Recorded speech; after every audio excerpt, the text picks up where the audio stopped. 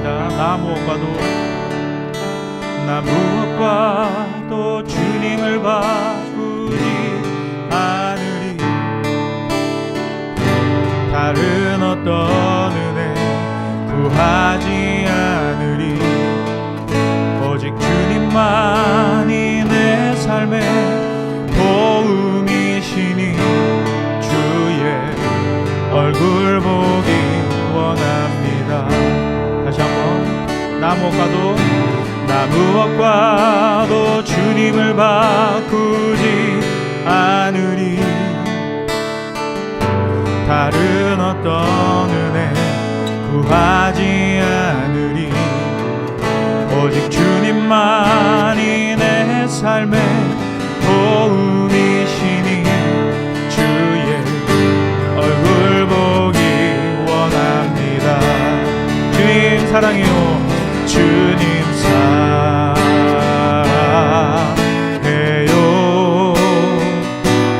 온 마음과 정성 다해 하나님의 신실한 친구 되기 원합니다. 다시 한번 고백합니다. 나 무엇과도 주님을 바꾸지 않으리. 다른 어떤 은혜 구하지 않으리. 오직 주님만이 내 삶의 도움이시니 주의 얼굴 보기 원합니다. 네, 주님 사랑해요.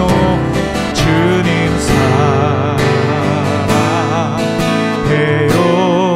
온 마음과 정성 다해. 온 마음과 정성 다해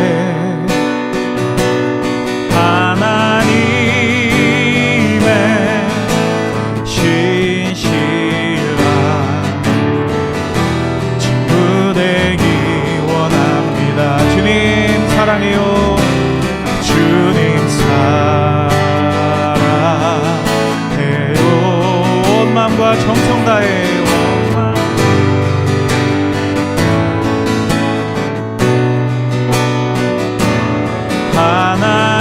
하나님의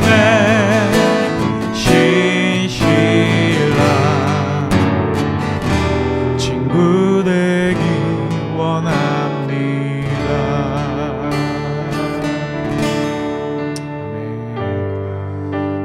우리의 우리됨은 지금껏 우리를 인도해 주신 하나님의 은혜라는 것을 기억하면서 이 부활주일 우리 하나님의 은혜를 찬양하는 시간 가졌으면 좋겠습니다. 하나님의 은혜로.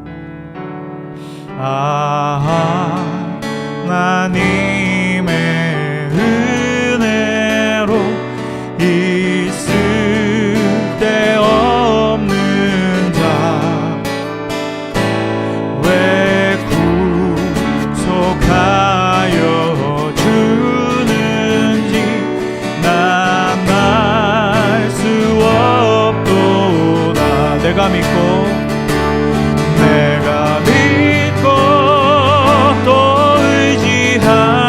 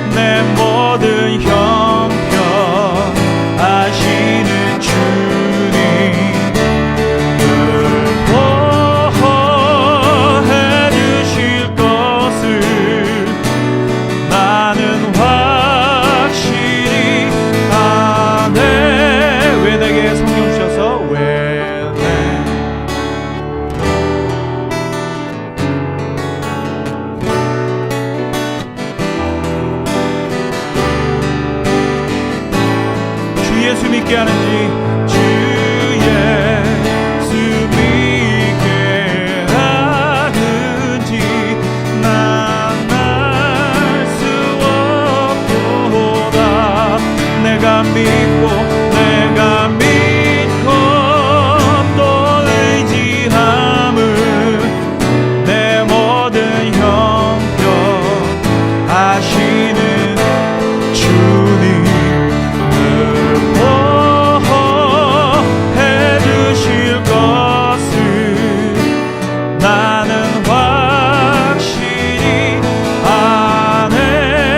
주 언제 주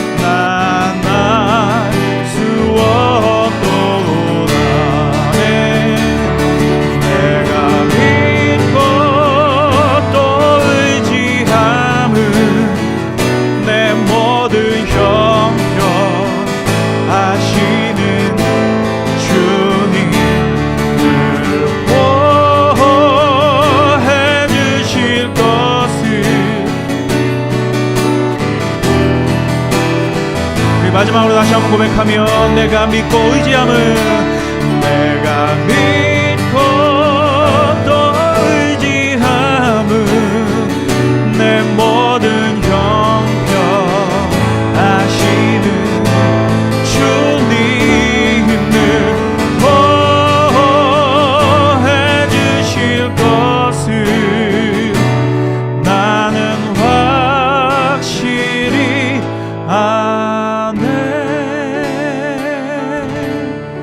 이 시간 우리 함께 예배를 위해 기도하며 나가겠습니다.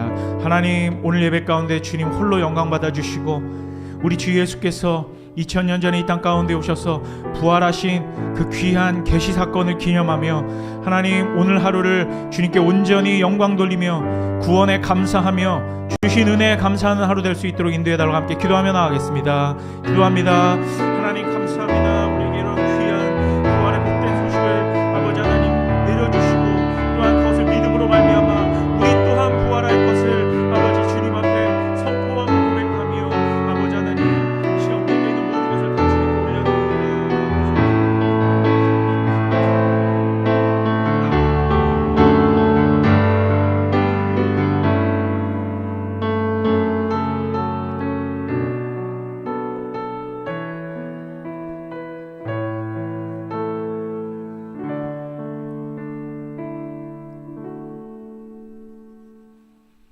우리 함께 자리에서 일어나셔서 거룩하신 삼일째 하나님을 예배하겠습니다. 하나님께 참되게 예배하는 자들은 영과 진리로 예배할 때가 오나니 곧 이때라. 아버지께서는 자기에게 이렇게 예배하는 자들을 찾으시느니라. 하나님은 영이시니 예배하는 자가 영과 진리로 예배할지니라. 아멘.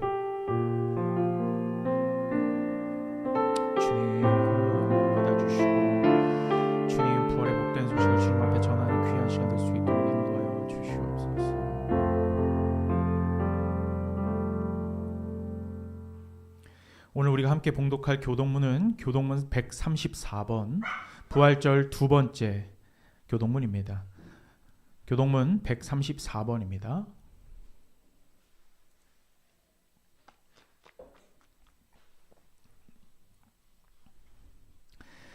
내가 받은 것을 먼저 너희에게 전하였노니 이는 성경대로 그리스도께서 우리 죄를 위하여 죽으시고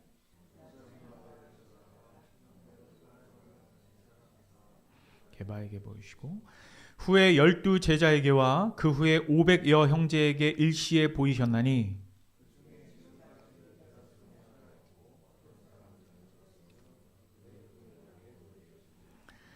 그 후에 모든 사도에게와 만삭되지 못하여 난 자 같은 내게도 보이셨느니라.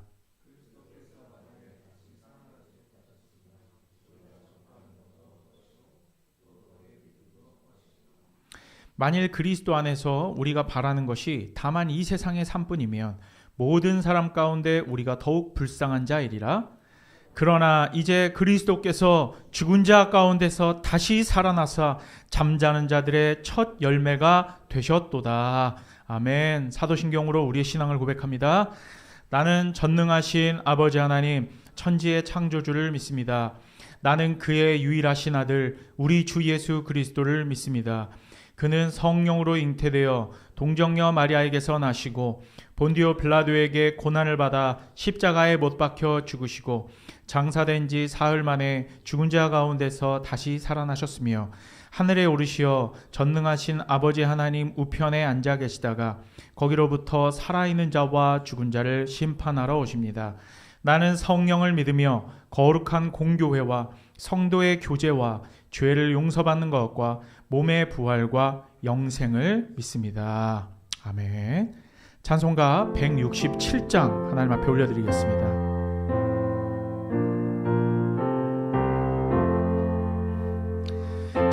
즐겁도다 이날 세세에 할 말 사망 권세 깨고 하늘이 열려 죽은 자가 다시 살아나와서 생명의 주 예수 찬송하도다. 즐겁도다 이날 세세에 할 말 사망 권세 깨고 승리하셨네. 부활하신 주님 나타나시니 천지 만물 모두 새 옷 입었네. 꽃은 만발하고 잎이 우거져 승리하신 주를 찬송하도다. 즐겁도다 이날 세세에 할 말 사망 권세 깨고 승리하셨네. 생명의 주 예수 죽음 이기고 무덤 문을 열고 살아나셨네. 주의 말씀대로 이루어져서 사흘 만에 다시 살아나셨네. 즐겁도다 이날 세세에 할 말 사망 권세 깨고 승리하셨네. 아멘. 다 함께 자리에 앉으시면서 최우빈 간사님 나오셔서 우리를 대신하여 기도해 주시겠습니다. 기도하겠습니다. 하나님 아버지 감사합니다. 저희가 또 이렇게 1, 4분기를 잘 마무리하고 부활절을 맞이하게 하심을 감사드립니다. 이 시간 세상 속에 나그네로 살아가는 가운데 부활의 은혜 누리려 이렇게 또 한자리에 모였습니다. 주님 주신 이 시간에 이렇게 예배하는 저희 필라델피아 교회를 지켜봐 주시어 은혜 가득한 시간 될 수 있도록 도와주세요.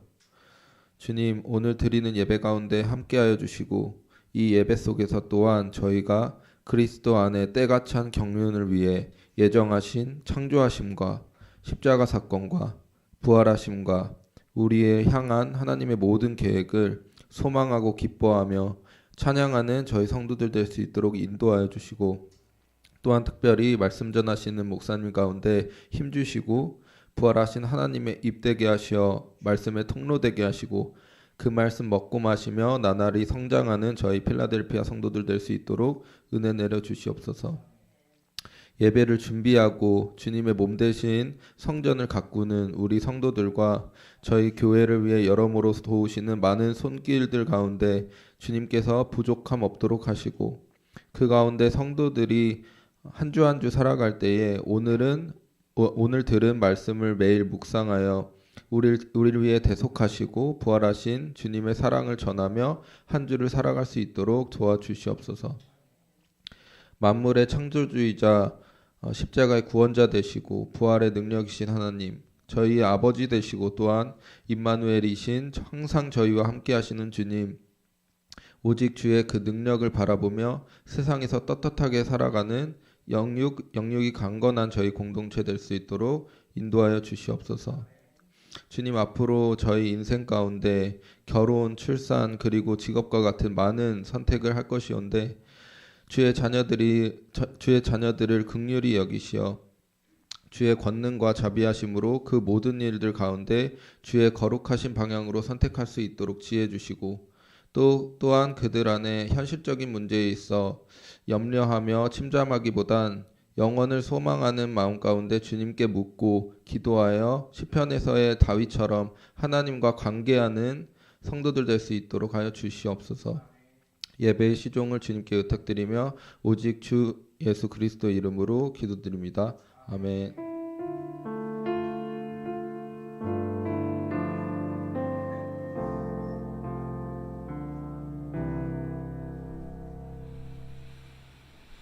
오늘 우리가 함께 살펴볼 하나님의 말씀은 데살로니가 전서 4장 13절에서 5장 11절까지인데요.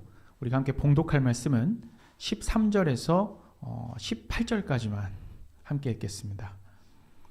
데살로니가 전서 4장 13절에서 18절까지만, 설교 내용은 이제 5장 11절까지 이어질게요. 13절부터 우리가 한 목소리로 함께 읽습니다. 시작. 형제들아, 자는 자들에 관하여는 너희가 알지 못함을 우리가 원하지 아니하노니 이는 소망 없는 다른 이와 같이 슬퍼하지 않게 하려 함이라. 우리가 예수께서 죽으셨다가 다시 살아나심을 믿을진데 이와 같이 예수 안에서 자는 자들도 하나님이 그와 함께 데리고 오시리라. 우리가 주의 말씀으로 너희에게 이것을 말하노니 주께서 강림하실 때까지 우리 살아남아 있는 자도 자는 자보다 결코 앞서지 못하리라. 주께서 호령과 천사장의 소리와 하나님의 나팔 소리로 친히 하늘로부터 강림하시리니 그리스도 안에서 죽은 자들이 먼저 일어나고 그 후에 우리 살아남은 자들도 그들과 함께 구름 속으로 끌어올려 공중에서 주를 영접하게 하시리니 그리하여 우리가 항상 주와 함께 있으리라. 그러므로 이러한 말로 서로 위로하라. 아멘. 네, 광고 말씀 잠깐 드릴게요. 네, 우리 교회 처음 오신 성도님들을 주님의 이름으로 환영하는데 이제 오늘은 아무도 안 오셨고요. 자, 오늘은 우리 주 예수 그리스도께서 십자가에서 고난당하시고 또한 죽으시고 3일 만에 무덤에서 부활하신 사건을 기념하는 주일입니다. 사실은 매 주일이 부활의 의미를 포함하고 있지만 특별히 교회력에 따라 그 의미를 다시금 묵상하는 복된 부활주일 되시길 바랍니다. 네, 오늘은 예배 후에요. 우리 부활주일 기념 우리 전교인 야유회가 있습니다. 올림픽 공원으로 간다고 하는데 그래서 모든 성도님들께서는 우리 최유빈 간사의 인도에 따라서 함께 움직여 주시면 감사하겠습니다. 그래서 기쁜 시간이 되도록 기도해 주시기 바랍니다. 60일 성경 읽기가 지금 진행 중인데요. 바쁜 삶 속에서도 주의 말씀을 굳게 붙드는 우리 교회가 되길 바라고, 좀 어려우시더라도 하루하루 한번 시도해 보십시오. 그리고 계속 날마다 해당되는 그 말씀을 한번 읽는 그런 결단과 행동으로 옮기는 여러분의 어떤 결단이 굉장히 중요할 것 같습니다. 자, 마지막으로 이번 주 수요 성경 공부 3장 자유의지 해석 부분입니다. 35페이지에 47페이지 이제 미리 읽어오시면 감사하겠습니다. 기도하겠습니다. 거룩하신 하나님, 우리가 가진 모든 것은 다 주님의 것입니다. 이 시간 자신의 힘과 마음을 다하여 여러 가지 모양으로 주님께 봉헌드린 그런 예물들이 있습니다. 오직 주님 나라와 주의 몸된 교회를 위하여 쓰게 하시고 하나님 뜻대로 소명을 받아서 각자의 직장과 일터에서 열심히 일하는 자 그 손이 마르지 않도록 인도하여 주시옵소서. 주님, 우리 교회를 통하여 영광받기 원하시는 하나님 아버지, 그 누구도 하나님의 영광을 가로채어서 자신의 영광으로 취하지 않게 하시며 교회와 성도들의 삶을 통해 존귀하신 우리 주 예수 그리스도의 이름만 드러날 수 있도록 인도하여 주시옵소서. 감사드리며 예수님의 이름으로 기도드립니다. 아멘. 자, 오늘은 교회력에 따라서 우리 주 예수 그리스도의 부활을 기념하고 또한 생각하는 주일입니다. 교회를 오랫동안 출석하셨고 또한 지금 저와 함께 성경과 교리를 공부하고 있는 또 여러분들은 물론이거니와 혹시나 이제 막 기독교를 알아가는 그런 새신자들이라고 할까요? 그런 분들도 예수님께서 십자가에서 우리 죄를 위해 죽으시고 3일 만에 부활하셨다라고 하는 이 사실과 또한 이것이 기독교의 핵심 교리라는 부분에 대해서는 잘 알고 계실 것이라고 생각됩니다. 자, 하지만 믿는 자들을 포함하여 이 땅에 존재했던 모든 사람들의 육신입니다. 그들이 예수 그리스도의 재림의 때에 모두 다 부활할 것이다 라는 사실에 대해서는 많은 교회들이 강조하지는 않는 것 같습니다. 그러니까 예수님이 육신으로 부활하셨다, 이건 강조하는데 좋아요, 나도 부활할 거예요. 육신으로 죽는다 할지라도. 그런데 그 이전에 죽은 사람 그리고 이후에 태어날 모든 사람들까지 다 부활할 것이다 라는 것은 그렇게 강조하지 않는 것 같습니다. 그냥 예수 이 땅 가운데 살아가면서 예수 잘 믿고 그냥 잘 살다가 죽어서 천국 가면 그뿐이라는 말이 더 익숙할지도 모르겠어요. 하지만 그것은 기독교를 잘못 알고 있는 것입니다. 그러니까 오늘 설교가 조금 길고 어려울 수도 있는데 그 내용을 차근차근 한번 잘 들어보시면 될 것 같아요.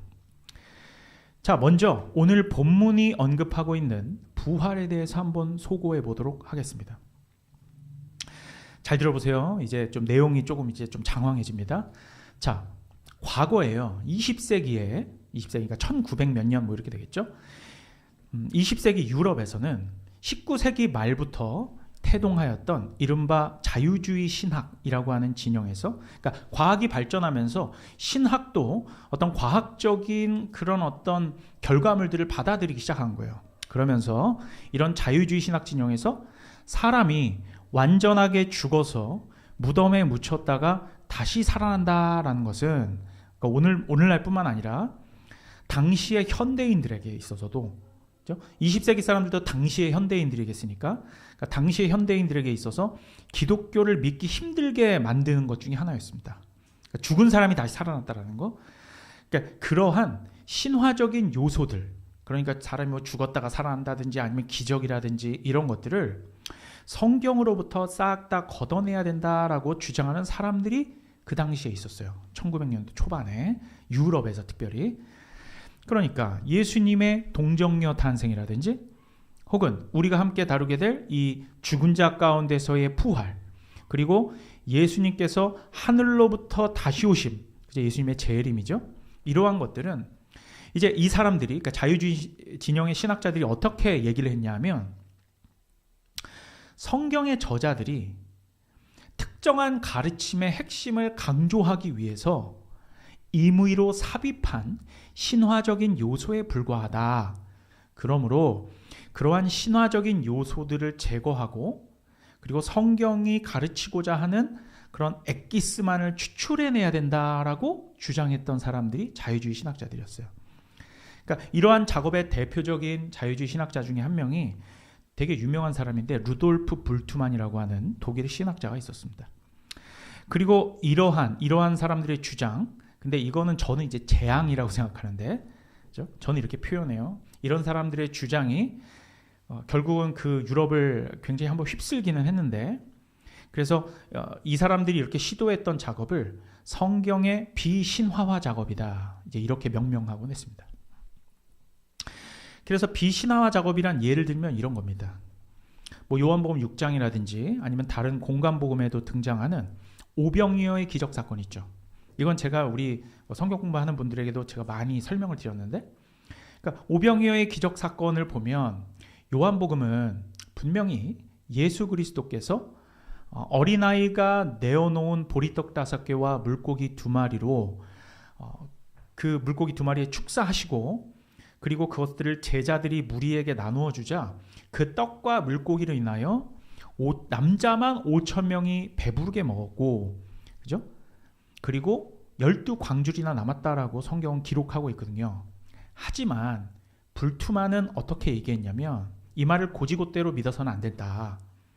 여기서 사실은 보리떡과 물고기의 실제 개수와 양이 기적적으로 늘어난 게 아니라 당시에 현장에 있었던 군중들이 사실은 모두 도시락을 싸왔었는데, 예수님의 그러한 감동적인 나눔의 가르침을 듣고 나서 어떤 한 어린아이가 나서서 자신의 것, 그러니까 자기가 도시락으로 싸운 물고기 2마리와 보리떡 5개를 이것들을 내놓자, 이에 감동받은 군중들이 자기만 먹으려고 숨겨놨던 음식들을 하나둘씩 꺼내기 시작했고, 이것을 서로 나누어 먹으면서 5,000명이 배부르게 먹는 그런 감동적인 상황이 연출되었던 것이다. 그것을 기적적인 사건으로 둔갑시킨 것이다 라고 이제 불투만은 주장했어요. 그러니까 기적이라면 이것이 기적이 아니겠느냐.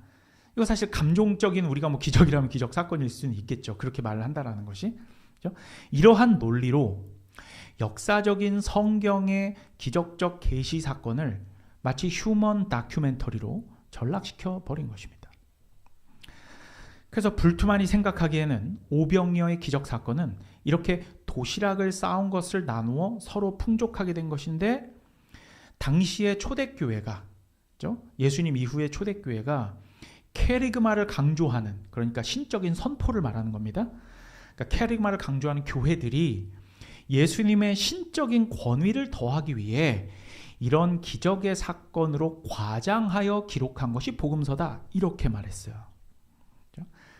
하지만 이 신화가 거쳐져 버린 이야기에서는 그 나눔과 미덕의 정신을 되새기는 것이 중요하고, 이것이 바로 예수님이 가르치려고 했던 핵심이다 라고 하면서 당시 20세기 초 현대인들이 용인할 수 있는 수준의, 더 잘 받아들일 수 있는 수준의 도덕과 윤리책으로 성경을 날조해 버린 것입니다.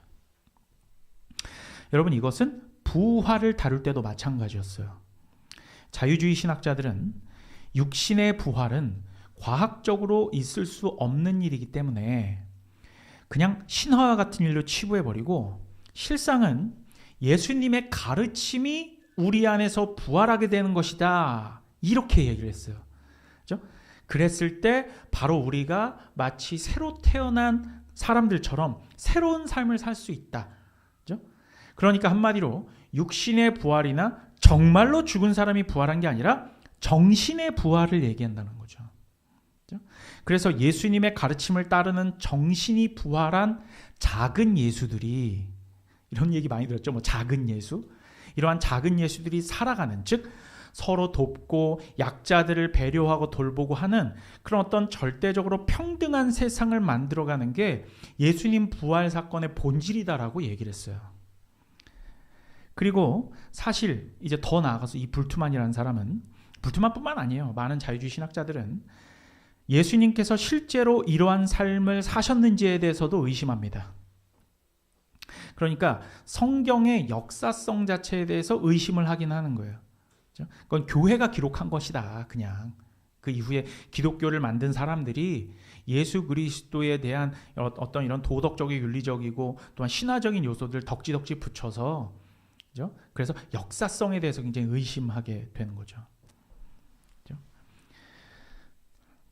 이분은 다만 성경은 아까도 얘기했지만 초대교회에서 만들어낸 캐리그마, 즉 뭐 그리스도에 대한 메시지, 신적 메시지 선포에 불과하기 때문에 현대 기독교인들에게 상징적으로 유익한 부분만을 추출하여 성경에서는 취사 사용해야 된다라고 주장하는 것입니다. 한마디로 성경은 종교적으로 예수님에 대한 과장과 신화가 덕지덕지 붙어있는 책이므로 이러한 이물질들을 모두 걸러내고 봐야 한다라고 주장을 했던 것입니다.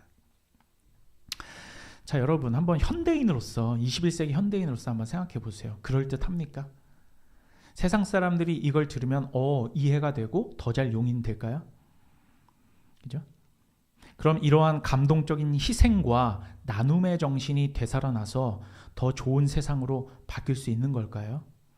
이게 20세기 초반에 이미 유럽에서 한번 선풍적인 그 인기를 끌었던 신학인데, 그러면 이런 것들이 주장되었으면 20세기의 유럽이 이렇게 변했어야죠. 그렇지 않을까요? 자, 이러한 과학과 이걸 이제 모더니즘이라고 하는데, 그러니까 과학을 굉장히 긍정적으로 보는 거예요. 그걸 이제 모더니즘이라고 보시면 돼요. 이런 과학과 모더니즘의 시녀로 전락한 이러한 잘못된 기독교가 유럽의 기독교를 어떻게 만들어놨는지 지난 20세기를 한번 돌아보자고요. 결론부터 말씀드리면 영적으로 쑥대밭을 만들어놨습니다. 여러분, 원래 유럽은 16세기에 종교개혁이 일어났던, 심지어 기독교가 로마로부터 시작했으니까, 그죠? 국교로 선포되었으니까 사실상 유럽이 기독교를 꽃피운 곳이에요. 그죠? 그렇게, 그리고 잘못된 기독교를 16세기 종교개혁자들이 찬란하게 다시 되살렸던 이 유럽이 17세기, 16세기의 르네상스와, 그죠? 그리고 18세기의 뭐 계몽주의, 그리고 뭐 그 이후 산업혁명, 그 이후의 과학의 발전, 그리고 19세기의 모더니즘, 이러한 것들로 한창 과학으로 말미암아 지상 낙원이 펼쳐질 것이라는 그런 희망에 부풀어져 있었고, 낡아 빠진 중세의 성경 이야기는 죄다 교정해야 될 것으로 여기는 그런 교만에 빠져 있었단 말입니다. 유럽이.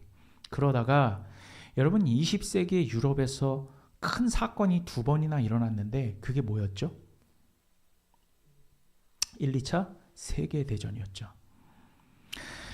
정말 지옥과 같은 1, 2차 세계대전을 경험하게 되었고, 유럽은 육체적으로, 정신적으로, 그리고 종교적으로도 쑥대밭이 되었습니다. 모더니즘의 선봉장인 과학, 그 과학을 한번 생각해 보세요.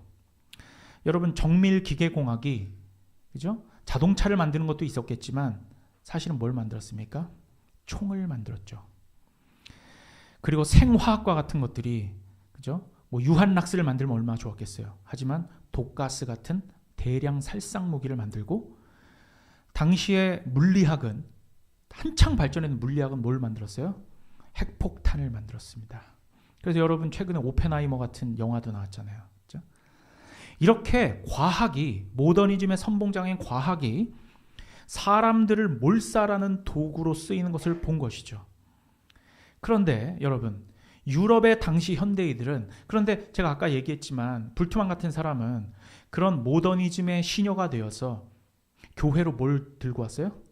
과학적 해석 방법을 들고 온 거예요. 교회가 과학을 받아들였다고. 그런데 그 과학의 어떤 결과물들이 1, 2차 세계대전을 겪고 나서 어떻게 됐는데요? 사람들을 몰살시켰단 말입니다.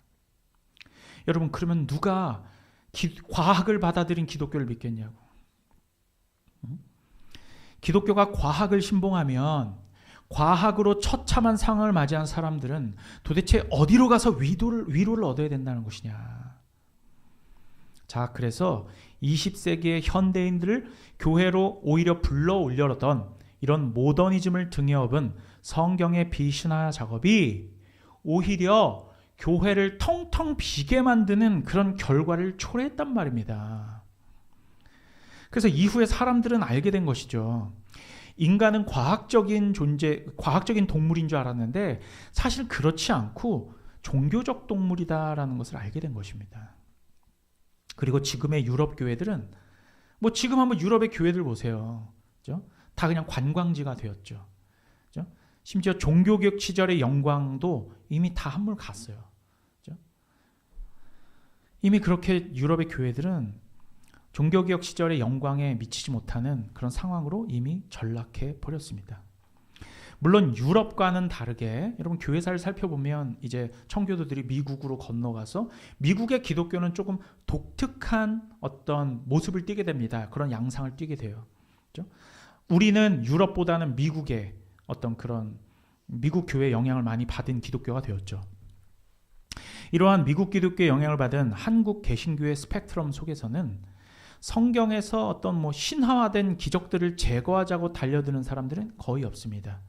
거의 없고 있긴 있어요. 유튜브만 찾아봐도요. 아주 교묘하게 성경이 말하고 있는 이런 기적과 실제적인 부활의 육신의 부활 사건을 정신의 부활로 이미 100여 년 전에 그 유행이 지나간 건데 많은 신학 박사들이 이따위 얘기를 하고 있는 걸 내가 많이 듣는다고. 이건 육신의 부활이 중요한 게 아니라 어떻게 하면 그러한 어떤 정신의 부활 그리고 이 땅 가운데에서 가난한 자들을 돕고 순 거기로 다. 사실은 성경은 여러분 결론부터 얘기하지만 진짜 중요한 건 육신의 부활이 중요한 거예요. 육신의 부활이. 어쨌든 지금 어떤 우리 한국 기독교의 커다란 스펙트럼 속에서는 자유주의를 이렇게 표방하는 사람들은 많이 있지는 않습니다. 오히려 그 반대로 지나친 신비주의에 빠져서 오늘 우리의 주제인 이 부활의 의미를 성경 텍스트의 역사성에서 찾기보다는 어떤 기적적인 현상이나 신비성에 몰두하는 그런 사람들이 사실상 우리 기독교 속에서는 더 많은 게 사실입니다. 오히려 이러한 신비주의적 성향은 모더니즘이 아니라 포스트 모더니즘의 영향이라고 할 수 있는데 이런 포스트 모더니즘에 관련해서는 나중에 제가 시간을 따로 내어서 수요 성경 공부 시간에 한번 다루도록 하겠습니다. 자, 어쨌든 개혁교회를 표방하는 그리고 개혁주의를 표방하는 우리 필라델피아 교회에서는 이렇게 모더니즘처럼 이성 위에, 그러니까 이성을 성경 위에 두는 그러한 자유주의를 받아들이지 않고요. 또한 느낌과 직관을 강조하는 신비주의도 우리는 받아들이지 않습니다.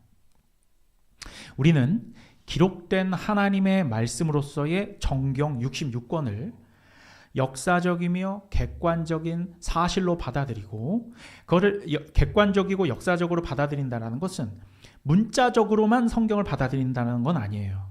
그렇죠? 이것을 잘 해석해서 역사적으로 그리고 객관적으로 살펴본다라는 것입니다.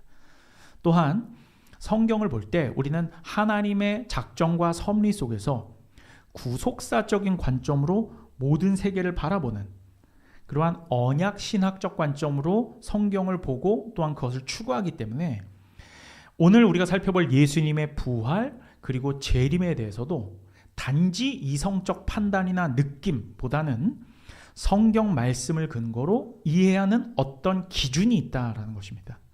오늘 그것을 함께 살펴보고자 하는 거예요. 자, 사도 바울은 오늘 우리 데살로니가 전서는 사도 바울이 쓰셨으니까 사도 바울은 오늘 본문 중에서 데살로니가 성도들에게 이렇게 예수님의 다시 오심과 육신의 부활을 언급하고 있는 목적을 밝히고 있습니다. 이걸 왜 쓰는 거냐? 그것은 바로 오늘 본문 데살로니가 전서 4장 18절에 나와 있습니다. 4장 18절 이렇게 돼 있어요. 뭐라고 돼 있냐면 그러므로 이러한 말로 서로 위로하라라고 돼 있죠. 결론부터 말씀드리자면 오늘 우리 본문은 예수님의 재림과 육신의 부활이 성도들에게 위로와 용기를 북돋기 위해 언급되고 있다는 사실을 우리가 분명 알아야 하는 것이죠. 데살로니가 교회가 어떤 교회였냐면 여러분 바울이 바울이 여러 유럽과 소아시아의 교회들을 향해서 편지를 썼는데 그 중에서 데살로니가 교회는 바울이 특별히 사랑했고 또한 데살로니가 교회 사람들이 바울을 대단히 그리워하고 또한 사랑했던 교회입니다. 그래서 데살로니가 교인들은 바울이 데살로니가를 방문해 주기를 대단히 바랬었고 바울 또한 데살로니가 교회에 대한 애정을 숨기지 않았습니다. 그럼 바울은 안 좋아했던 교회도 있었습니까? 있었습니다. 굉장히 좀 껄끄러워하고 어려워하는 교회도 있었어요. 어떤 교회였을까요? 대표적으로 고린도 교회는 바울을 환영하지 않았습니다. 고린도 전후서 한번 잘 읽어보세요. 갈라디아 교회도 마찬가지입니다. 갈라디아 교회에서도 여러분 그 율법주의자들이 할례를 받냐 안 받냐 그것 때문에 바울한테 엄청 혼나거든요. 그렇죠? 하지만 데살로니가 교회는 조금 달랐어요. 바울을 매우 사랑했던 교회입니다. 자, 제가 데살로니가전서 2장 8절 말씀을 제가 한번 읽어볼게요. 오늘 본문은 아니지만 이렇게 돼 있어요.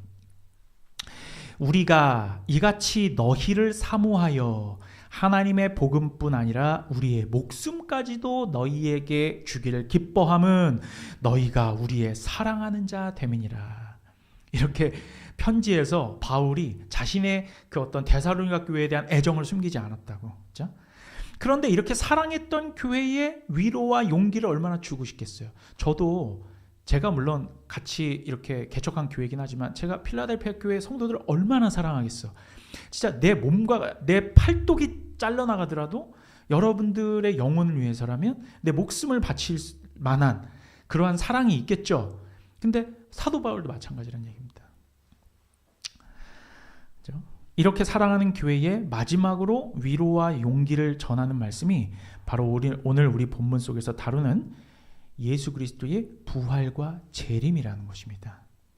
예수의 부활과 재림은 성도들에게 위로와 용기를 준다는 겁니다.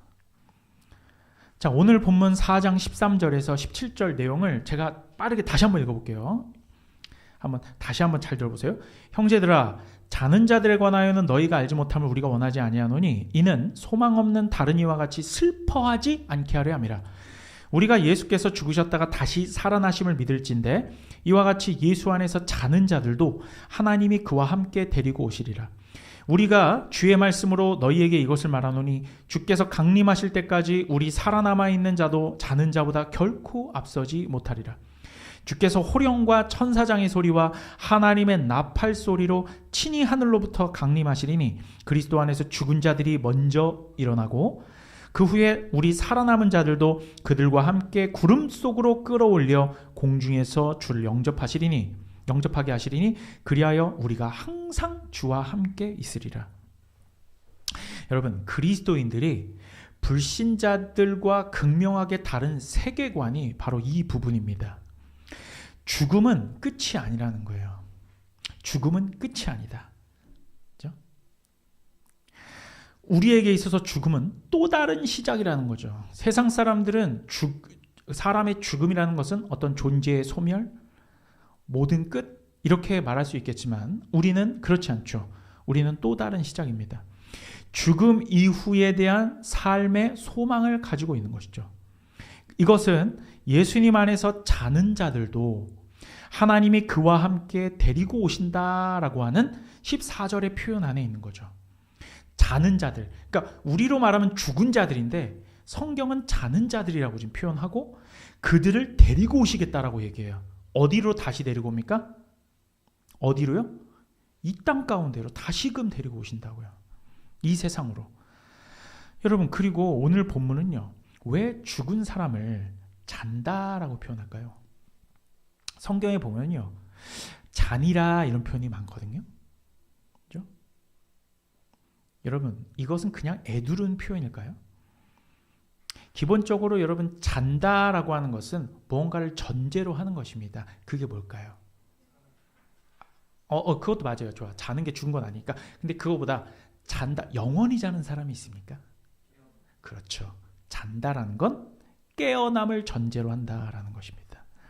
주 안에서 잔다라고 되어 있죠. 그럼 주 안에서 잔다라는 건 뭘 전제로 하는 거예요? 주 안에서 깨어난다. 주 안에서 깨어난다는 걸 전제하는 것이죠. 그러면 지금 우리 그리스도인이 죽었어요. 목숨이 끊어졌다고. 그럼 뭘 전제하는 거예요? 주 안에서 깨어난다. 이게 중요해요. 주 안에서 깨어난다. 그렇죠? 그래서 잔다라는 것은 죽음이 끝이 아니라는 것을 의미하는 거죠. 반드시 깨어난다라는 것입니다. 지금 이미 돌아가셔서 영원히 그리스도와 함께 있는 분들은 예수님의 재림의 때에 예수님과 함께 이 땅으로 내려온다라는 것이죠. 내려와서 그들은 새로운 육신을 입는 것입니다. 우리가 맞게 될 미래인 거예요. 그렇죠? 그러니까 사실은 죽어도 죽은 게 아닌 거예요. 죽으면 다 끝날 것이라 생각하고 이 땅 가운데서 너무나 괴로운 어떤 삶을 사는 분들이 스스로 목숨을 끊어도 그건 끝나는 게 아니에요. 우리의 삶은 계속 이어지는 겁니다. 그래서 죽음이 의미가 없어요. 뭔가 끝내려고 죽는 것은 의미가 없다라는 거예요. 죽어도 죽은 게 아닌 것입니다. 다만 영혼이 분리되어서 이미 썩어진 육신이 살아나서 새로운 육신을 덧입게 된다는 것을 성경은 분명히 말하고 있기 때문이에요. 그렇다고 이 부활을 한번 잘 생각하셔야 돼요. 우리가 죽어서 육신이 썩어지잖아요. 그러면 부활하게 되면 뭐 진짜 몇백 년 전, 몇천 년 전에 죽은 사람들 혹은 심지어 몇십 년에 전에 죽으신 분들도 땅에 묻히거나 아니면 화장이 되어서 진짜 뼈가루조차 다 갈아서 없어진 분들은 어떻게 부활이 일어날 수 있느냐, 그렇게 생각될 수 있지 않겠어요? 그렇죠? 여러분, 그런데 성경은 분명히 우리의 이전에 있었던 육신이 부활한다고 얘기하고 있어요. 그게 다 사라지고 뭐 새로운 것을 입는다, 그게 아니에요. 이 시간 여러분 잘 들으셔야 돼요. 부활에 대한 온전한 개념을 갖고 있어야 돼. 이걸 꼭 기억하십시오. 우리의 부활은 예수님의 부활도 마찬가지셨어요. 예수님께서 십자가에서 부활하셨을 때 제자들이 예수님을 알아봤어요? 못 알아봤어요? 알아봤어요. 알아봤잖아요. 그죠? 처음에는 못 알아보는 것 같다가 나중에는 알아봤죠. 심지어는 도마가 의심하니까 뭐라고 해요? 내 옆구리와 손을 만져보라. 자, 여기서 우린 두 가지를 기억해야 됩니다. 육신의 부활은 이전에 죽기 전의 몸과의 연속성이 있고 또한 비연속성이 동시에 존재합니다. 우리가 죽어서 부활했을 때도 이정규라고 하는 어떤 자아의 육신의 연속성이 있고 또한 비연속성이 동시에 갖추고 있는 거예요. 자, 여러분, 세상 사람들은 만약에 화장에서 흔적조차 사라진 육신은 어떻게 부활하냐고 물을 거예요. 그런데 여러분 생각해 보세요. 여러분, 이건 과학적으로 제가 한번 접근해 볼게요. 여러분, 불에 태운다고 해서 우리의 육신이라고 하는 이 물질이 완전히 지구상에서 소멸되는 것일까요? 여러분, 그렇지 않습니다. 저는 성경에서 말하는 육신의 부활을 문자 그대로 믿기 때문에 이 부분에 대해서 이해하려고 나름 애를 많이 썼거든요. 그 결과 저는 이렇게 이해했습니다. 제가 그래서 과학서적을 좀 많이 읽는 편에 속하는데, 여러분, 에너지 보존 법칙, 그것을 연력학 1법칙이라고 하는데, 에너지 보존 법칙에 따르면 이 세상에 존재하는 모든 물체, 이 물질은 우리의 육신이라고 하자고요. 우리의 육신은 화장되어서 우리는 고체와 액체로 이루어져 있잖아요. 이 고체와 액체가 모두 불에 태워져서 기체화되어서 사라진다고 해도 우리 몸이 가지고 있는 에너지는 소멸이 아니라 다른 형태로 바뀌어서 보존된다라고 볼 수 있죠. 그것이 에너지 보존 법칙입니다. 그러니까 에너지는 발생하거나 소멸하는 일 없이 열이라든지 전기라든지 자기라든지 혹은 빛, 어떤 역학적 에너지 같이 형태만 바뀌고 그 총량은 일정하다라는 게 에너지 보존 법칙 혹은 연력학 1법칙이에요. 그렇죠? 그러니까 우리의 몸이 묻혀져서 썩어지거나 혹은 불태워져서 없어진다라고 할지라도 눈으로 볼 수 있는 형태의 것은 없어지지만 그 에너지는 분명히 어떠한 방식으로 존재한다라는 말입니다. 그것을 엔트로피라고도 하는데, 이제 엔트로피는 감소하지 않고 언제나 증가하는 거거든요. 그래서 엔트로피라는 책이 있는데 그걸 한번 읽어보시면 되겠어요. 이것이 연력학 2법칙입니다.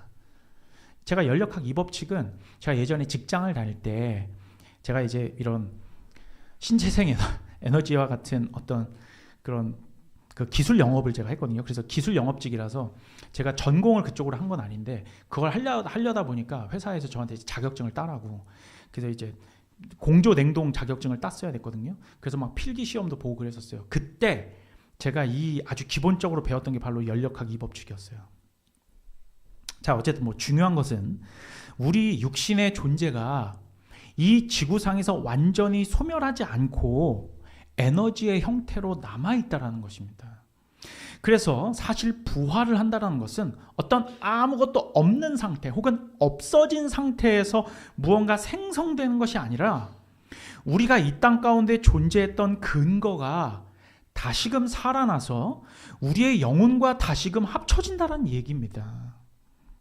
그렇다면 그 육신이 어떠한 방식으로 재생되느냐는 건 저도 모르죠. 그건 과학의 영역으로 접근할 수 없는 저도 모르는. 하지만 중요한 건 성경의 진술은 너희가 입었었던 그 육신 그대로 부활할 것이라는 거예요. 하지만 거기에서 연속성과 비연속성이 공존한다는 거죠. 이것이 성경의 가르침이에요. 우리 육신의 부활에 대한. 그렇죠? 아름답고 광채가 나는 우리 육신의 눈으로 차마 볼 수 없는 그런 찬란한 그러한 새롭게 입게 되는 육체로 다시금 부활할 것이라고 성경은 분명히 말하고 있습니다. 이 변화된 육신의 힌트는 여러분 어디에 나올까요? 변화산 사건 들어보셨어요? 마가복음에 변화산 사건이 있거든요. 마가복음 9장을 한번 볼게요. 마가복음 9장 2절에서 7절을 보면 예수님께서 베드로와 야고보와 요한을 데리고 높은 산으로 올라가셔서 변화되신 육신이 변화되는 사건이 있거든요. 그거 제가 읽어볼게요. 2절부터 7절입니다. 마가복음 9장. 엿새 후에 예수께서 베드로와 야고보와 요한을 데리시고 따로 높은 산에 올라가셨더니 그들 앞에서 변형되사 그 옷이 광채가 나며 세상에서 빨래하는 자가 그렇게 희귀할 수 없을 만큼 매우 희어졌더라. 이에 엘리야가 모세와 함께 그들에게 나타나 예수와 더불어 말하거늘 베드로가 예수께 구하되 랍비여 우리가 여기 있는 것이 좋사오니 우리가 초막셋을 짓되 하나는 주를 위하여 하나는 모세를 위하여 하나는 엘리야를 위하여 하사이다 하니 이는 그들이 몹시 무서워하므로 그가 무슨 말을 할지 알지 못함이로라. 마침 구름이 와서 그들을 덮으며 구름 속에서 소리가 나되 이는 내 사랑하는 아들이니 너희는 그의 말을 들으라 하는지라. 자, 정리하자면 그리스도 안에서 죽은 사람들은 예수님의 재림의 때에 예수님과 함께 이 땅에 다시 오게 될 것이고 그들의 육신이 마치 변화산에서의 예수님처럼 찬란한 모습으로 다시금 부활하게 될 것입니다. 그리고 살아있어서 주님을 맞이하는 자들도 똑같이 저런 모습으로 변하게 될 거예요. 아시겠죠? 이것이 우리가 믿어야 할 기독교 신앙입니다. 육신의 부활, 그리고 변화된 변화체를 입을 그 신앙. 그것을 고대하고 기다리는 신앙. 자, 그러면 이제 또 한편으로는 그러면 우리 믿는 사람들은 이렇게 찬란하게 변화될 것을 오케이, 알겠어요. 그러면 불신자들은요? 믿지 않는 사람들은 어떻게 되는 것입니까? 어떠한 방식으로 부활하게 되죠? 여러분 분명히 아셔야 되는 것은 모든 육신이 부활합니다. 믿지 않는 자들도 부활해요. 왜 그렇습니까? 그렇죠. 잘 알고 있네요. 역시 우리 필라델피아 성도들 역시 그리스도의 심판대 앞에 서야 되기 때문이에요. 그렇죠? 악인들도 부활한다는 것은 여러분 분명합니다. 그들이 어디 하데스에서 올라오는 건지 무슨 지옥에서 오는 건지 스올에서 오는 건지 그건 저도 모르겠어요. 거기까지는 성경이 가르쳐주고 있지 않으니까요. 하지만 우리가 제 신조로 삼는 웨스트민스터 신앙고백서는 이렇게 말하고 있습니다. 혹시 자막 있으면 한번 띄워주시고요. 웨스트민스터 신앙고백서 제32장 인간의 사후 상태와 죽은 자의 부활이라는 구절에서 마지막 구절은 이렇게 말합니다. 제가 이렇게 읽어볼게요. 마지막 심판날에 불의한 자들의 몸은 그리스도의 권능에 의하여 욕된 것으로 부활한다. 그러나 의로운 자들의 몸은 영광스러운 몸의 형상으로 변화하게 된다. 그리스도의 영광스러운 몸의 모습, 마치 변화산에서의 예수님의 모습처럼. 하지만 믿지 않는 자들은요, 어떻게 된다고요? 욕된 것으로 부활한다. 꼭 기억하세요. 똑같이 부활합니다. 하지만 욕된 부활이냐, 영광스러운 부활이냐, 이 차이는 완전 하늘과 땅 차이인 거죠. 여러분, 죽은 자의 부활은 기독교의 핵심 중에 핵심입니다. 사도신경에도 몸이 다시 사는 것, 우리 아까 전에 우리의 신앙을 고백했잖아요. 사도신경으로. 거기에도 뭐라고 나와요? 몸이 다시 사는 것을 고백하지 않습니까? 성경은 죽은 자의 부활이 없다면 심지어 예수님의 부활도 없다라고 말하고 있어요. 제가 고린도전서 읽어볼게요. 고린도전서 15장 12절에서 14절은 이렇게 말합니다. 그리스도께서 죽은 자 가운데서 다시 살아나셨다 전파되었거늘 너희 중에 어떤 사람들은 어찌하여 죽은 자 가운데서 부활이 없다 하느냐. 만일 죽은 자의 부활이 없다면 그리스도도 다시 살아나지 못하셨으리라. 그리스도께서 만일 다시 살아나지 못하셨으면 우리가 전파하는 것도 헛것이요. 뭘 전파하는데요? 복음도 헛것이라는 거예요. 또 너희의 믿음도 헛것이며. 자, 이 말이 무슨 얘기냐면 우리가 전파하는 복음, 우리가 믿고 있는 믿음의 핵심이 뭐라는 거예요? 부활이라는 것입니다. 그것도 뭐의 부활? 정신의 부활? 육신의 부활. 그런데 여러분, 사탄은 얼마나 교묘한지 이 세상에 가진 똑똑한 사람들을 이용하여서 이 분명하게 기록된 육신의 부활을 교묘하게 바꾸어 진짜 중요한 것은 이게 아니라 우리가 뭐 사후 세계 때 몸이 부활하는 게 아니라 지금 우리가 살아가는 이 땅 가운데에서 예수의 정신이 부활하여 가난한 자들이 다시 살아나게 되고, 이런 사회적인 정의와 이렇게 변형시켜 버렸다니까. 성경은 한 번이라도 이렇게 사회 정의에 대한 부활을 말한 적이 없어요. 중요한 건 육신의 부활입니다. 지금 이 땅 가운데서 우리가 살아가는 현실 속에서의 어떤 핍박받고 굶주린 자들의 부활, 물론 누가복음도 그렇게 얘기하니까요. 가난한 자들을 돌보아야 되는 거 교회가 해야 될 일 맞습니다. 하지만 그건 핵심이 아니에요. 기독교의 핵심이 아니라고. 그것은 부수적인 겁니다. 기독교의 핵심은 예수 그리스도께서 3일 만에 죽은 자 가운데서 일어나신 그 부활의 능력이 우리에게 그대로 그 능력이 우리에게도 해당되어져서 우리도 육신이 부활하게 되고 그 부활신앙으로 살아가는 자들의 삶이 이 세상과 이 사회를 변혁시키는 건 맞아요. 그런데 그것이 핵심은 아니라는 겁니다. 그게 목적도 아니에요. 그렇죠? 여러분, 죽은 자들은 반드시 모두 살아납니다.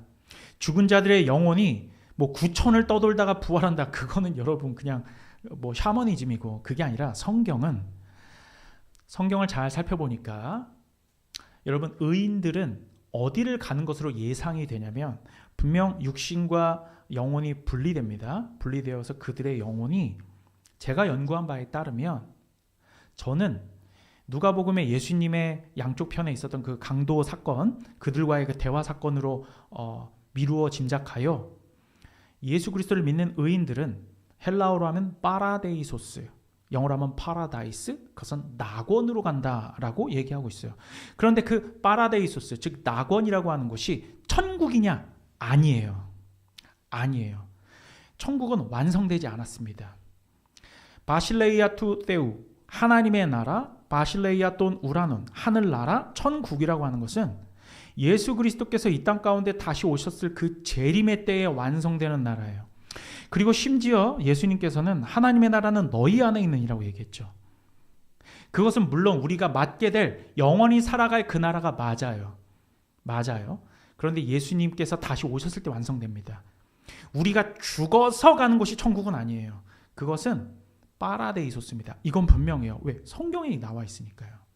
그런데 그 파라데이소스가 곧 천국이냐? 그건 아닙니다. 어떤 관련성이 있을 거예요. 하지만 중요한 것은 이겁니다. 예수님께서 강도에게 이렇게 얘기했어요. 네가 오늘 나와 함께 낙원에 있으리라. 근데 낙원도 중요하지만 그 전에가 더 중요해요. 나와 함께가 중요해요. 예수님과 함께. 그럼 우리 믿는 사람들은 죽었을 때 우리의 영혼이 어디로 가냐가 중요한 게 아니라 누구와 함께 있습니까? 예수님과 함께 있는 거예요. 이게 진짜 아멘이고 할렐루야인 겁니다. 아, 내가 죽으면 예수님과 함께 있는구나. 그걸로 게임 끝나는 거예요. 그곳이 어디라고요? 파라데이소스, 낙원이라고 하는 것입니다. 그러면 악인들은요, 주로 히브리어로 하면 슈올, 그걸 스올이라고도 하고, 그리고 헬라어로 하면 하데스라고도 합니다. 지옥은 아니에요. 하데스와 스올이 지옥은 아니에요. 지옥이라고 하는 것은 분명한 기록으로는 게헨나라고 합니다. 게헨나는 히브리어로 하면 흰놈의 아들의 골짜기라는 뜻이에요. 흰놈, 게흰놈, 게헨나. 그게 지옥이라는 뜻이에요. 어찌됐든 우리는 모두 다, 그리고 우리든 그들이 됐던 모두 다 육신으로 다시 부활한다라는 사실을 결코 잊지 마시기 바랍니다. 예수 부활의 핵심은 육신의 부활에 있어요. 다만 의인은 영광의 몸으로, 악인은 아까 어떤 몸으로 부활한다 했어요? 욕된 몸으로. 웨스트민스터 신앙고백에 따르면 욕된 몸입니다. 꼭 기억하세요. 자, 그럼 이제 조금 길어져도 이해하십시오. 오늘 설교가 이제 재림까지는 가야 되니까. 여러분, 그러면 예수님의 재림의 때에 살아있는 영혼들은 어떻게 될까요? 우리 살아있는 의인들, 그걸 분명히 말씀드릴게요. 잘 기억하세요. 우리들은 오늘 본문에 따르면 먼저 죽은 자의 부활이 있고, 그죠? 예수님과 함께 영혼이 이 땅 가운데 오시는 거죠. 그리고 죽은 자의 부활이 있고요. 그 다음에 우리 살아있는 영혼들은 그들과 살아있는 자들이 함께 구름 속으로 끌어올려져서 공중에서 주를 영접한다. 이렇게 기록하고 있어요. 먼저 예수님과 함께, 그러니까 죽은 자들, 자는 자들이 이 땅 가운데서 부활하여 그들이 육신을 입고 영광스러운 몸으로 부활하죠. 그러면 우리 또한, 우리가 만약에 살아있다고 하면 우리 또한 새로운 몸으로 부활하고 그러니까 새로운 변화체를 입게 되어 그들과 함께 어디로 올라간다? 구름 속으로 끌어올려 공중에서 주를 영접한다. 여러분, 예전에 90년대에 되게 유행했던 우리 기독교의 어떤 개념 중에 하나가 있었는데 그게 휴거입니다. 휴거. 그죠? 우리 이자원 선생님 많이 들어보셨죠? 휴거. 그죠? 옛날에 그래서 92년도에 뭐 다미선교회, 시한부 종말론, 그때 뭐 다 공중으로 들려 올라가는 걸 휴거라고 하잖아요. 그게 뭐 완전 특별한 그런 어떤 기적적이고 주술적인 의미인 줄 알고 있었어. 근데 제가 휴거에 대해서 설명을 드릴게요. 이 휴거라는 것은, 즉 여기서 공중에서 끌어올려, 요게 이제 휴거라는 거거든. 끌어올려. 근데 그걸 영어로 하면 rapture예요. rapture는 어떤 뜻이냐면 어떻게 볼까? 납치된다? 좀 그런 뜻이잖아요. 그죠? 가져가서 이렇게 납치되는 좀 그런 의미인 거예요. 그러니까 내 의지와 상관없이 뭔가 이렇게 잡아줘서 들어 올린다. 그러니까 이제 휴거라는 말을 쓰는 거거든. 그게 rapture라는 뜻이에요. 그러니까 황홀감, 어떤 환희 이런 것과 같은, 그러니까 그런 것이 포함된 사로잡힘이에요. 알겠죠? 헬라어로는 하르파조라고 합니다. 이 랩처는 하르파조라고 하고, 이 하르파조는 우리 한글로는 이제 휴거라는 말로 쓰여진 거죠. 하지만 성경에는 없는 말이에요. 휴거는, 이 한글 휴거라는 건. 그러면 이 하르파조라는 걸 한번 살펴봅시다. 하르파조. 이 하르파조라는 단어는 이게 어떤 의미인지 한번 잘 생각해 보셔야 돼. 이 하르파조라는 단어는 당시에 모든 나라들이 다 로마의 속국이었죠. 그렇잖아요. 신약시대 때는. 그때 로마의 황제가 있지? 황제가 있고 각기 그 황제가 다스리는 많은 어떤 그 지역에 분봉 왕들이 있습니다. 그리고 귀족들이 있겠죠. 황제를 섬기는. 자, 그런데 황제가 어떤 지역을 방문했을 때 한번 생각해 보세요. 분봉왕이나 그런 귀족들이 지들은 가만히 있고 앉아 있다가 황제가 오시면 오셨어요? 인사하겠어요? 어떻게 할까요? 무려 로마의 황제가 행차합니다. 우리 군대 갔다 오신 분들 알겠지만 여러분, 사단장이 지금 어떤 한 대대급으로 온다. 혹은 연대급으로도 투스타가 떴다. 어떻게 할 것 같아요? 연대장이 그냥 뭐 자기 연대장실에 딱 앉아 있어가지고 오셨습니까? 이래요? 아닙니다. 위병소 전까지 나아가서 조성 오셨습니까? 막 일개 투스타가 그렇게 하는데 로마 황제가 왔을 때 어떻게 하겠어요? 당도하기 수 킬로미터 앞에 가서 황제를 맞이하고, 그죠? 뭐 카페트를 깔고 뭐 그러겠죠. 이게 휴거입니다. 이게 하르파조예요. 그러면 그러니까 이제 뭘 하겠어요? 황제가 오는 것을 환영하고 행사와 함께 맞이하게 되는 그런 장면에서 하르파조라는 동사가 유래했다는 거예요. 그죠? 그리고 오늘 본문에 우리는 또한 구름이라고 나오죠. 그죠? 구름이라고 하는 것의 개념은 성경에서 대부분 하나님의 영광을 상징할 때 쓰이는 단어입니다. 아까 마가복음 그 변화산 사건에서도 구름 속에서 하나님이 말씀하셨죠. 예수님께서 호령나팔과 함께 구름 타고 오신다라는 의미는 그래서 모든 세상 사람들이 모를 수가 없는 방식으로 영광 속에서 오신다라는 겁니다. 로마 황제가 행차할 때, 그죠? 귀족과 분봉왕들이 나가서 황제를 맞이하는 것처럼 우리도 우리도 공중으로 들어 올려져서 누구를 맞이하는 거예요? 왕 대신 예수를 맞이한다라는 겁니다. 중요한 것은 내가 공중으로 들어 올려져서 그게 중요한 게 아니라 이 땅 가운데 심판주로 왕으로 오시는 예수 그리스도를 우리 믿는 자들이 분봉왕들처럼 위로 공중으로 올려져서 주님을 맞이하게 된다. 이게 바로 휴거입니다. 이게 하르파주고 이게 랩처예요. 알겠죠? 그렇게 마중을 나간다는 거죠. 미리 멀리까지 마중을 나가듯이 공중으로 들어 올려져서 예수님을 맞이하게 된다. 그리고 예수님과 함께 다시 이 땅으로 내려와서 심판대 앞에 모두 서게 되고 우리 의인으로 판결받은 사람들은 그 부활체를 입고 예수님과 영원히 함께 있게 되는 것입니다. 이제 이 일 후에 어떤 일이 일어나냐에 대해서는 그러니까 심판 이후에 어떤 일이 일어나느냐 그 종말론에 대해서는 나중에 이제 요한계시록 20장에 천년왕국을 함께 봐야 되기 때문에 이건 제가 나중에 다루도록 할게요. 천년왕국 잘 모르시죠, 여러분? 오케이, 나중에 가르쳐 드릴게요. 어쨌든 오늘 말씀의 핵심은 모든 육체가 부활한다는 것에 있는 것이에요. 자, 이제 오늘 본문 5장 읽지 않았지만 5장으로 와서 빠르게 하고 마칠게요. 1절부터 11절까지는 이러한 예수님의 재림이 언제 어떻게 이르느냐에 대해서 말하고 있는데 결론부터 말씀드리자면 때와 기한은 아무도 모릅니다. 예수님이 언제 오실지는 아무도 몰라요. 하나님 아버지만 아신다. 다만 어떻게 오시는지는 기록하고 있어요. 어떻게 오십니까? 임신한 여자에게 해산의 고통의 이름과 같이 그리고 밤에 도둑이 찾아오는 것 같이 급작스럽게 오신다라는 것이고 호령나팔과 함께 가득 찬 영광으로 오신다. 그렇죠? 하지만 그 갑작스러운 오심이 주의 백성들에게는 도둑같이 임하는 게 아니에요. 그죠? 마태복음 25장에 슬기로운 5처녀를 한번 생각해 보세요. 기름을 준비하고 자지 않고 깨어 있어서 신랑을 맞이했죠. 믿는 자들에게는 기다리는 신랑처럼 오시는 것이고 믿지 않는 자들에게는 도둑처럼 오는 거예요. 왜? 도둑은 언제 올지 아무도 모르니까요. 하지만 물론 슬기로운 5처녀도 오신다라는 건 알아요. 언제 오신다라는 건 알아요. 하지만 그것이 정확히 언제인지는 모르는 거야. 그러니까 깨어서 기도하고 기다리라는 거죠. 데살로니가전서 5장 6절은 이렇게 말합니다. 사도 바울이 이렇게 얘기해요. 그러므로 우리는 다른 이들과 같이 자지 말고 오직 깨어 정신을 차릴지라. 야, 이렇게까지 얘기합니다. 정신을 차릴지라.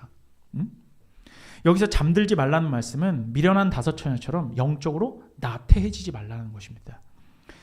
자, 이어서 5장 8절에 정신을 차리고 믿음과 사랑의 호심경을 붙이고 구원의 소망의 투구를 쓰자라고 권면하고 있죠. 이 구절을 잘 보면 고린도전서 13장 13절에서 말하는 믿음, 소망, 사랑이 모두 거론되고 있다는 것을 발견할 수 있어요. 그리고 호심경과 투구를 쓰자라고 말씀하고 있는데 호심경이라는 것은 갑옷 중에서 뭘까요? 호심, 심이 뭘 것 같아요? 그리고 심장이지. 그럼 호심이니까 보호, 심장, 가슴을 보호하는 보호대라고 보시면 되고 투구는 머리를 보호하는 거죠. 우리가 전쟁에 나갔을 때 생명을 지키기 위해서 가장 치명적인 부상을 당하면 안 되는 곳이 어디예요? 두 군데. 심장과 머리입니다. 그렇다면 영적 전쟁에서 당할 수 있는 치명적인 공격으로부터 우리의 생명을 보호해주는 호심경과 투구와 같은 역할을 하는 것이 우리가 잘 알고 있는 믿음, 소망, 사랑이라는 것입니다. 데살로니가전서 1장을 보시면 데살로니가 성도들은 사실 이 영적인 보호장구들을 이미 착용하고 있는 것으로 언급되어지고 있어요. 제가 빠르게 또 읽어볼게요. 데살로니가전서 1장 2절 4절 우리가 너희 모두로 말미암아 항상 하나님께 감사하며 기도할 때 너희를 기억함은 너희의 믿음의 역사와 사랑의 수고와 우리 주 예수 그리스도에 대한 소망의 인내를 우리 하나님 아버지 앞에서 끊임없이 기억하매니 이렇게 되어 있죠. 믿음, 사랑, 소망이 이미 데살로니가 교회 사람들한테 있었던 것입니다. 오늘 그리스도의 재림과 육신의 부활을 다루면서 사도 바울이 마지막으로 권고하고 있는 핵심은 바로 이렇게 두 가지입니다. 첫 번째, 예수님께서는 갑작스럽게 오실 것이므로 슬기로운 5처녀처럼 늘 깨어 있으면 재림이라는 것은 도둑처럼 임하는 것이 아니라 신랑이 신부를 찾아오는 것처럼 기쁨으로 맞이하게 될 것이라는 것이 첫 번째. 두 번째는 믿음과 소망과 사랑은 우리를 죄악으로부터 지켜주는 영적인 보호장구인데 이 갑옷은 사실 주님께서 이미 입혀주셨다라는 것을 우리는 인지해야 된다는 것이죠. 믿음, 소망, 사랑이라는 이것은 우리가 열심을 다하여 획득해야 하는 것이 아니라는 것이죠. 이미 우리 주 예수 그리스도로 말미암아 은혜로 주어지는 것입니다. 그리고 이렇게 은혜를 내려주시는 목적이 있습니다. 오늘 본문 데살로니가전서 5장 10절입니다. 마지막 부분이에요. 예수께서 우리를 위하여 죽으사 우리로 하여금 깨어있든지 자든지 자기와 함께 살게 하려 하셨느니라. 예수 그리스도의 다시 오심과 우리 육신의 부활을 선언하시는 것은 하나님의 백성으로 하여금 이 땅에서의 위로와 더불어 영원토록 주님과 함께 살게 하려 하심이라는 목적에 초점이 맞춰져 있는 것입니다. 자, 여러분, 이렇게 각박한 현실을 사는 우리 성도들에게 있어서 예수 그리스도의 재림과 또한 그리스도의 부활로 말미암은 우리 육신의 부활을 강조하는 것이 사실은 여러분 우리가 살아가는 현실 속에서 느낌상 얼마나 좀 동떨어진 이야기처럼 들릴지는 저도 잘 알고 있습니다. 하지만 여러분, 성경이라는 것은 다른 복음주의권 어떤 교회들이 그러는 것처럼 사람들이 듣고 싶어하는 말을 해주는 것이 성경이 아닙니다. 여러분을 죽음에서 생명으로 옮기게 하는 책이 성경이지, 나를 위로하고 세상의 삶 가운데 지치고 어떤 힘들어서 넘어져 있는 자들을 그냥 위로해주고 그들을 세워주는 것만이 성경이 아니라는 거예요. 더 중요한 건 죽음에서 생명으로 옮기는 책이 성경이라는 것이죠. 세상적인 필요에 따라 무슨 명심보감이나 토종비결처럼 뭐 이럴 땐 이렇게 하고 저럴 땐 저렇게 하고 뭐 힘들 땐 이 말씀 구절 읽고 뭐 기쁠 땐 이거 읽고 이런 책이 아니라는 것이죠. 그렇죠? 성경은 1600년이라는 기간에 걸쳐 쓰여진 만큼 그 영적인 원리와 깊이와 넓이를 측량하여 즉각적인 해결책을 꺼내어 놓는다는 건 불가능한 책입니다. 다만 성경이 제시하는 대로 따라가는 것이, 그러니까 오늘 우리 본문에서도 마찬가지입니다. 저는 그냥 본문에서의 진술을 쭉 따라서 설교했을 뿐이에요. 그렇죠? 자, 성경을 이렇게 따라가다 보면 그 안에 참된 생명이 있다는 것을 발견하게 됩니다. 성경의 가르침대로 여러분의 삶을 내어 맡기시는 저와 여러분이 되길 간절히 소망합니다. 어떠한 일이 여러분 앞에 펼쳐질지 저는 알지 못해요. 하지만 어느새 여러분이 성경의 어떤 그 문맥 그리고 성경의 그 흐름을 따라가서 우리의 삶의 어떤 이러한 맥락조차 성경 본문을 따라가다 보면 어느새 슬기로운 다섯 처녀처럼 예수님의 다시 오심과 육신의 부활을 기다리는 여러분을 발견할 수 있을 것입니다. 기도하겠습니다. 마라나타, 주 예수여 어서 오시옵소서. 우리 주님의 부활을 기념하는 이날 예수님의 재림과 우리 육신의 부활을 고대하는 마음으로 함께 말씀을 나누었습니다. 주님, 이 땅에서의 삶에 안주하지 아니하고 장차 완성될 하나님 나라를 기다리며 이 땅 가운데서 그 나라를 맛보며 살게 하는 우리 필라델피아 교회 될 수 있도록 인도하여 주시옵소서. 감사드리며 예수님의 이름으로 기도드립니다. 아멘. 우리 찬송가 180장 1절과 3절만 찬양하겠습니다.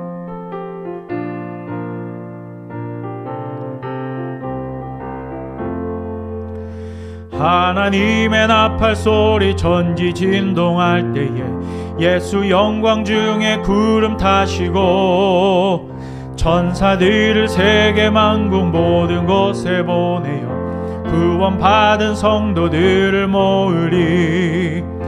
나팔 불 때 나의 이름, 나팔 불 때 나의 이름, 나팔 불 때 나의 이름, 부를 때에 잔치 참여하겠네. 3절 주님 다시 오실 날을 우리 알 수 없으니 항상 기도하고 깨어 있어서 기쁨으로 보좌 앞에 우리 나가서도록 그때까지 참고 기다리겠네.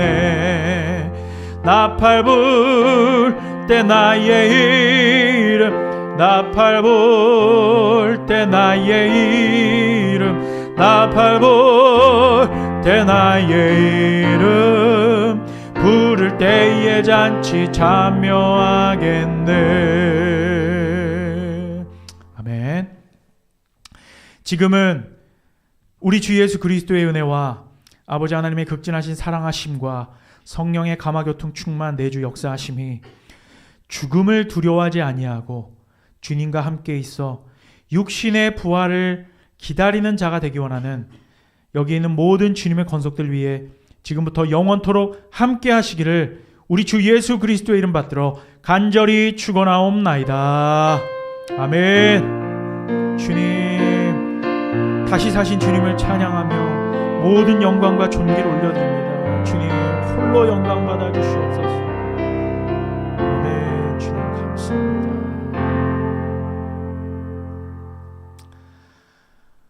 감사합니다. 예배를 마치겠습니다. 우리를 위해서 무덤에서 부활하신 그 육신이 부활하시고 우리 부활의 첫 열배가 되신 우리 주 예수 그리스도를 찬양하고 모든 영광과 존귀를 올려드립니다. 네, 이 시간 이후에는 네, 우리 첫 필라델피아 부활 주일 기념 야유회가 있는데요. 모두 다 참여해 주시고 네, 함께 올림픽공원으로 가서 식사도 거기 가서 하겠습니다. 우리 최유빈 간사님의 지도 따라서 우리 좀 정리할 거 정리하고요. 12시 전에 출발하면 되겠죠? 네. 그리고 갔다 온 다음에 우리 간사 회의 하겠습니다. 거기서 곧바로 가는 거 아니에요. 감사합니다. 복된 주일 되십시오.